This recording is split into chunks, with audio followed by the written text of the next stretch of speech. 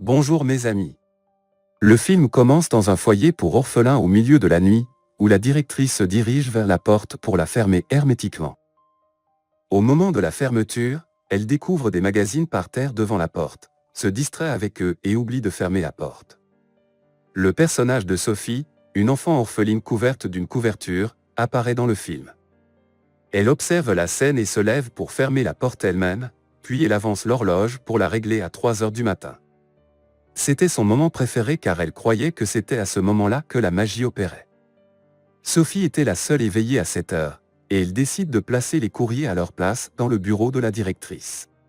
Soudain, elle entend un bruit étrange venant de l'extérieur de la maison. Elle jette un coup d'œil par la fenêtre et voit 4 hommes ivres causant du désordre. Sophie crie après eux, confirmant qu'il y a des enfants endormis, et les menace d'appeler la police s'ils continuent. Soudain, les lumières de la rue s'éteignent, et les 4 ivrognes voient une ombre énorme apparaître à côté du foyer pour orphelins. Effrayés, ils s'enfuient rapidement. Sophie pense qu'ils ont eu peur de sa menace. Ensuite, Sophie retourne dans son lit, met ses lunettes, se couvre de sa couverture et utilise une lampe de poche pour lire son livre. Soudain, la directrice entre dans la chambre, et Sophie fait semblant d'être profondément endormie. Lorsque la directrice quitte la pièce, Sophie reprend sa lecture. Après un moment, elle entend un bruit venant de l'extérieur du refuge. Elle se dirige vers la fenêtre, répétant les règles que la directrice a enseignées aux orphelins, comme ne pas sortir du lit la nuit, ne pas s'approcher de la fenêtre, et ne pas espionner à travers les rideaux. Sophie enfreint ces règles et se rend sur le balcon. Elle découvre que les bruits venaient de chats dans la rue.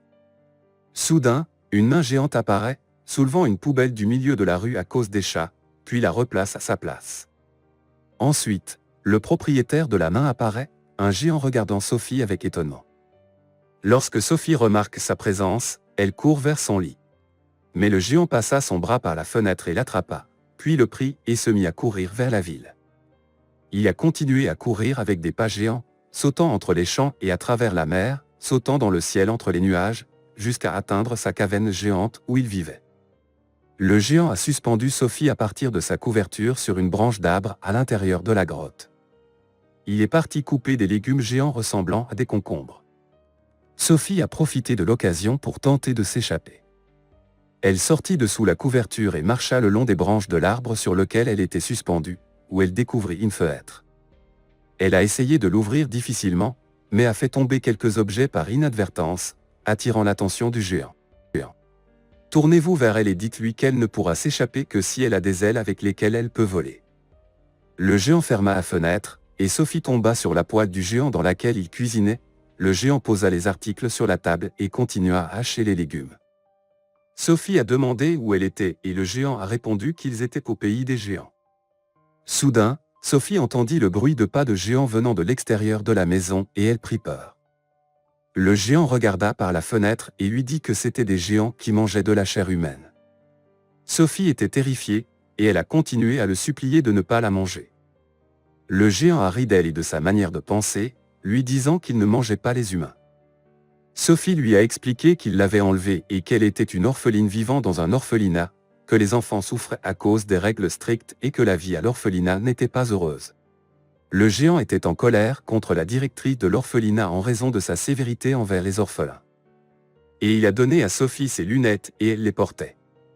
Elle lui a demandé si les autres géants étaient aussi gentils que lui, et il lui a répondu qu'il se divertissait en mangeant de la chair humaine et se moquait de lui parce qu'il ne mangeait pas de chair humaine. Sophie ne comprenait pas pourquoi il la kidnapperait s'il ne le prenait pas. Le géant a continué son discours, expliquant qu'il l'avait kidnappée de peur que son secret ne soit révélé et qu'elle annonce qu'elle l'avait vu, et pour qu'il ne l'arrête pas et ne l'emprisonne pas comme un animal. Et Sophie a continué à lui promettre qu'elle ne dirait rien à personne à son sujet, s'il la renvoyait à l'orphelinat, mais le géant décide qu'elle restera ici avec lui pour le reste de sa vie. Après que le géant eut fini de manger, il mit la couverture sur Sophie, qui ne voulait pas se taire, et lui dit qu'elle s'échapperait d'ici par tous les moyens possibles. Alors le géant la souleva et lui dit que si elle s'échappait d'ici, les autres géants l'attrapaient et la mangeaient. Et le géant l'a mis sur un nid au-dessus du navire que le géant utilisait comme son lit. Sophie a vu le géant préparer son portefeuille, et il avait une bouteille lumineuse avec lui. Il lui a dit que la bouteille contenait des rêves. Sophie l'a interrompue et lui a dit qu'elle ne rêve pas pendant qu'elle dort car elle souffre d'insomnie. Le géant commença à lui lire des extraits de son livre jusqu'à ce qu'elle s'endorme, puis le géant s'assura qu'elle s'était endormie. Le géant se dirigea vers un levier qui contrôlait une porte derrière la cascade. Cette porte menait à son laboratoire secret rempli de bouteilles de rêve lumineuses. Et le géant rassembla plusieurs d'entre elles pour créer un mélange afin de fabriquer un cauchemar pour Sophie. Après quelques heures, Sophie se réveilla et vit le géant endormi sur le bateau. Elle s'échappa de sa maison et courut seule dans une région inconnue. Soudain, un autre géant apparut et la saisit. Pendant ce temps, Sophie aperçut le gentil géant qui l'avait kidnappée, alors qu'il fermait la porte de sa maison et il regarda Sophie tristement sur elle alors qu'elle était dévorée par l'étrange géant. Soudain Sophie s'est réveillée du sommeil et a découvert que c'était juste un cauchemar fait par l'homme géant dans le laboratoire. Le géant la souleva et la plaça sur la table pour qu'ils puissent prendre le petit déjeuner ensemble. Sophie remarqua une bouteille contenant un liquide bouillonnant d'apparence étrange, et le géant lui expliqua que c'était une boisson alcoolisée inhabituelle et le géant en boit. Soudain, le chef des géants entre et veut que le gentil géant le soigne pour la blessure au bois. Sophie se cachait et entend le gentil géant dire au chef qu'il le soignerait plus tard, mais le chef se met en colère contre lui et lui dit qu'il doit le soigner immédiatement. Le gentil géant prit un récipient d'eau et un chiffon et commença à soigner la blessure. Après cela, le commandant a senti les humains, a demandé au gentil géant s'il avait attrapé un humanoïde. Le gentil géant a menti au commandant et lui a dit non. Sophie se cacha à l'intérieur du concombre, et le commandant continua à fouiller tout l'endroit pour trouver l'humain. Il a dit au mignon géant qu'il avait faim, alors il s'est jeté sur le morceau de concombre pour le manger, ne réalisant pas que Sophie s'y cachait. Le chef était sur le point de manger le concombre, mais le gentil géant réalisa que Sophie était à l'intérieur grâce à ses jambes qui dépassaient. Le géant a rappelé au chef des géants qu'il détestait les légumes pour sauver Sophie. Le chef jeta le concombre au sol, prit la bouteille de la boisson magique avec lui, disant au mignon géant qu'il avait honte qu'il ait été compté sur les géants et qu'il soit parti. Le géant a mis Sophie sur la table et elle est sortie de l'intérieur du concombre, elle était sale et le géant l'a emmenée dans son laboratoire secret. Sophie prit un bain sur la paume de son main, puis l'amena au feu pour la faire sécher. Le géant apporta une boîte contenant des vêtements humains pour que Sophie puisse changer ses vêtements mouillés. Le géant plaça les affaires personnelles de Sophie dans un endroit dans l'arbre pour être son nouveau lieu de repos. Après avoir changé ses vêtements, le géant la souleva et la plaça dans sa nouvelle chambre puis il est allé reprendre son travail. Sophie interrogea le géant sur son travail, lui promettant qu'elle ne le dirait à personne. Le géant lui a dit qu'il collectionnait les rêves, mais Sophie ne comprenait pas ce qu'il voulait dire. Elle le supplia de l'emmener avec lui au travail, et le géant, après son insistance, accepta, mais à condition que ce ne soit qu'une fois. Sophie a marché sur l'épaule du géant, et ils sont sortis de la grotte où les autres géants qui dormaient dans les champs lui ont révélé. Le gentil géant continuait à se faufiler parmi eux pour ne pas les réveiller. Mais le grand commandant s'est réveillé et a attrapé le mignon géant par la jambe, et Sophie est tombée au sol et s'est cachée dans un camion, perdant sa couverture. Et le chef a continué à jouer avec le reste des géants, et ils ont utilisé le mignon géant comme une balle parce que son corps est beaucoup plus petit que le reste des géants. Ils l'ont jeté parmi eux comme une balle et se sont moqués de lui, et l'un des géants a attrapé le géant mignon et l'a mis sur l'un des camions, déplaçant le camion vers le bas de la pente. Un autre géant a attrapé 2 camions, dont l'un transportait Sophie, et le géant s'est tenu au-dessus des 2 camions et les a fait glisser le long de la pente pour entrer en collision avec le camion conduit par le gentil géant. Sophie essayait de contrôler son camion pour éviter d'entrer en collision avec le géant. Elle a attrapé le volant et a changé la direction du camion, faisant ainsi tomber le géant violemment au sol. Le chef et les autres géants appréciaient et riaient des événements comiques. Soudain, le ciel se mit à pleuvoir, et les géants craignaient l'eau, alors ils s'enfuirent pour se cacher. Le gentil géant en profita pour emmener Sophie loin. Pendant ce temps, le commandant a trouvé une couverture de laine et la reniflait, s'assurant qu'il y avait un humain parmi eux. Le gentil géant est allé avec Sophie, et ils se sont dirigés vers la zone entre les nuages. Ils arrivèrent au pays des rêves, et la nuit était venue. Le géant a dit à Sophie qu'il pouvait entendre le bruit des étoiles, des arbres et des animaux. Il a posé Sophie au sol, où elle vit un lac reflétant l'image d'un arbre sombre géant et dans le reflet, l'arbre était illuminé. Le géant a sauté dans le lac, et Sophie l'a suivi, découvrant que le lac était un portail magique qui les transportait dans le monde des rêves. Et la Sophie a vu le géant chasser les rêves qui descendent du feuillage magique. Il y avait un rêve étrange volant rapidement, que le géant ne parvenait pas à attraper facilement.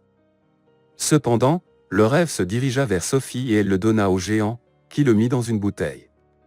Dès que le rêve entra dans le flacon, il dessina la silhouette de Sophie.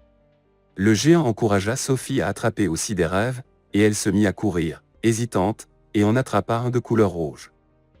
Mais le géant le lui arracha rapidement car c'était un rêve cauchemardesque, puis le géant disparut et Sophie le suivit alors qu'elle était inquiète, mais il avait quitté le monde des rêves.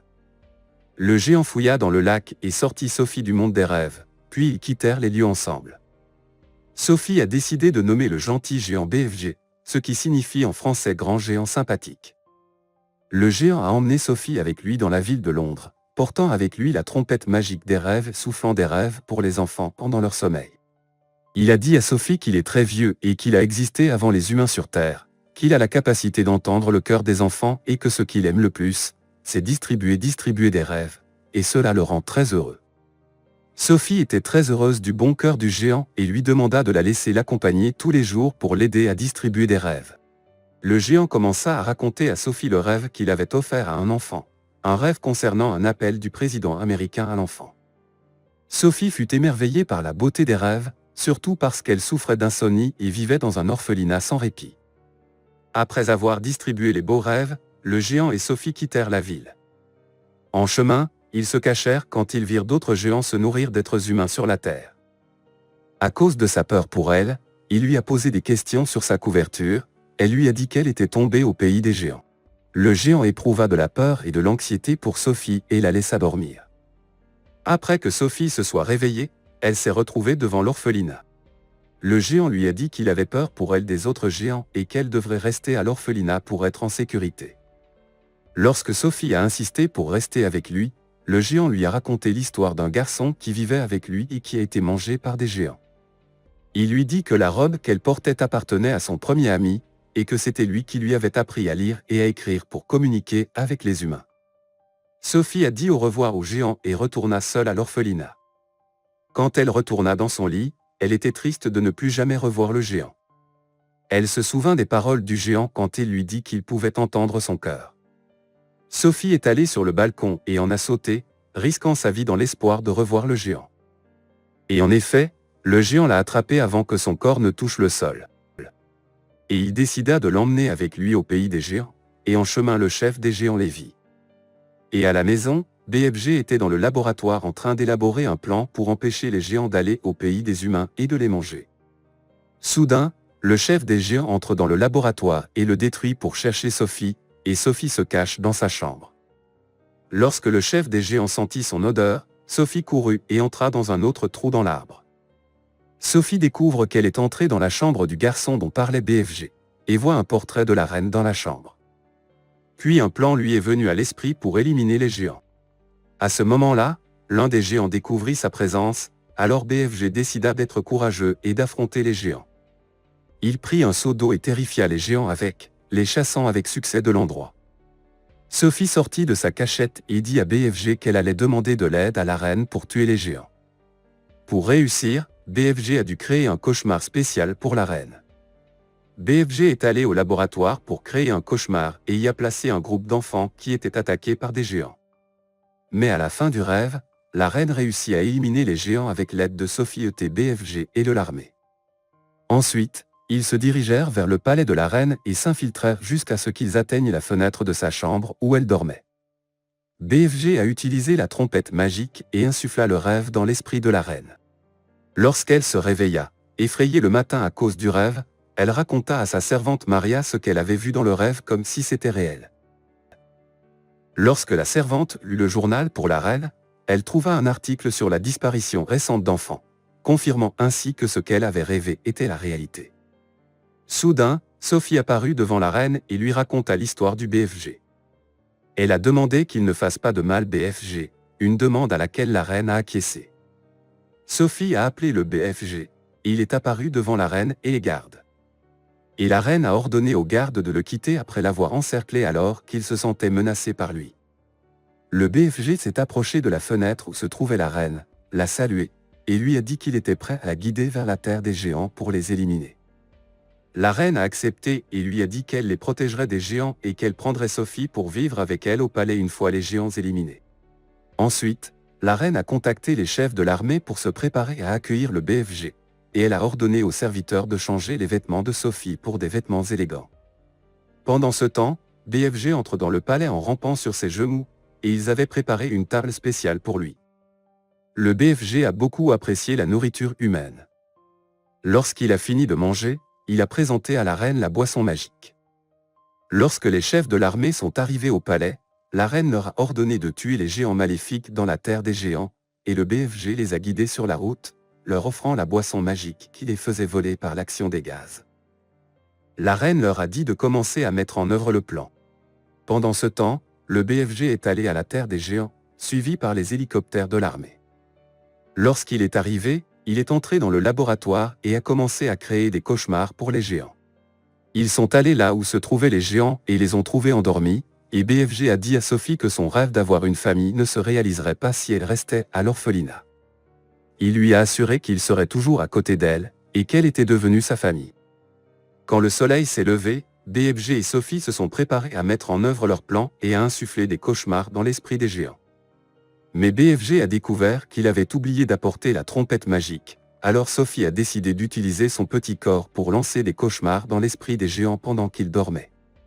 Cependant, le commandant géant se réveilla soudainement et découvrit la présence de Sophie. Pendant ce temps, Sophie brise la fiole des cauchemars et l'introduit dans l'esprit des géants, mais le chef géant a réussi à attraper le cauchemar qui allait entrer dans son esprit et l'a détruit. Les autres géants faisaient encore des cauchemars. Le commandant géant attaque Sophie et tente de la kidnapper, mais BFG intervient et la défend. Le commandant géant a levé BFG et était sur le point de le tuer. Mais heureusement pour lui, des hélicoptères de l'armée sont apparus et ont jeté des filets et des cordes sur le géant. Ils les ont tout attrapés et les ont transportés sur une île isolée afin qu'ils ne puissent pas sortir ou s'échapper, gardant les humains à l'abri d'eux. Et après cela, l'armée a jeté de grosses graines de concombre aux géants, pour qu'ils les plantent et les mangent, s'habituant à manger des légumes et des fruits, car l'île était dépourvue d'humains. Puis la vie de Sophie s'est améliorée et elle a commencé à vivre dans le palais de la reine. Elle s'est réveillée du sommeil après avoir rêvé de son petit ami BFG, qui vivait au pays des géants avec le plus grand bonheur, et il a commencé à manger comme un mangeur d'hommes et à cultiver lui-même des légumes et des fruits. Sophie est allée à la fenêtre et a commencé à parler à BFG malgré la distance qui les séparait, mais elle était sûre qu'il pouvait l'entendre. Elle lui a dit qu'elle lui parlerait toujours et le surveillerait, et BFG a en fait entendu sa voix et a souri dès qu'il l'a entendue.